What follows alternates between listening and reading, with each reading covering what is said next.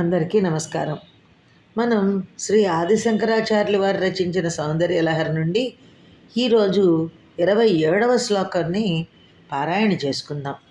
దీన్ని పారాయణ చేసినందువలన ఆత్మజ్ఞాన లాభము మంత్రసిద్ధి లభిస్తుందని మనకి ఆదిశంకర్లు పారాయణకి ఇది అనుగ్రహించారన్నమాట.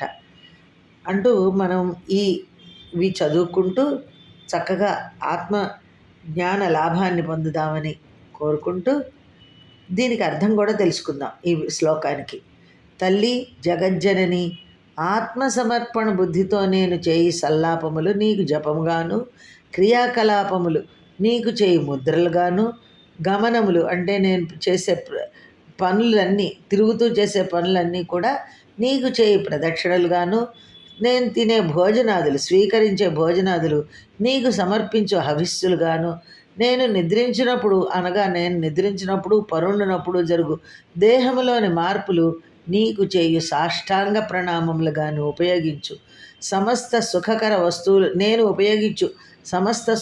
వస్తువులు విలాసములను నీకు చేయి పరిచర్యలుగాను అయ్యి అన్నీయు నీ పూజగానే అగుగాక. అమ్మ, భాషా అక్షరాలన్నీ మాతృకా వర్ణాలే కనుక నేను తెలుసో తెలియకో మాట్లాడిన మాటలు నీ స్మరణగా భావించు. నేను రాసిన పిచ్చి గీతలను నీ ముద్రలుగా తీసుకో. నేను ఎడతిరిగినా వాటిని నీ ప్రదక్షిణాలుగా భావించు. నేను స్వీకరించే ఆహారమును నా జఠరాగ్నిలో వేసే హవిస్సుగా అనుకో. చిన్నపిల్లవాని పనులను తల్లి అలాగే భావిస్తుంది కదా. నేను అసమగ్రంగా చేసే పూజను నీ పూజగానే స్వీకరించు. నా మనసులో ఉన్న నేను ఏమి చేసినా దానిని నీ సేవగానే అనుకో తల్లి. తల్లి ఆత్మార్పణ చెయ్యాలి అనే దృష్టితో నేను నోటితో పలికిన మాటలన్నీ నీ మంత్రజపమే అవుతుంది. ఈ దేహము నీవు ప్రసాదించినదే కాబట్టి నేను చేతులతో చేసే పనులన్నీ నీ ముద్రలే అవుతాయి.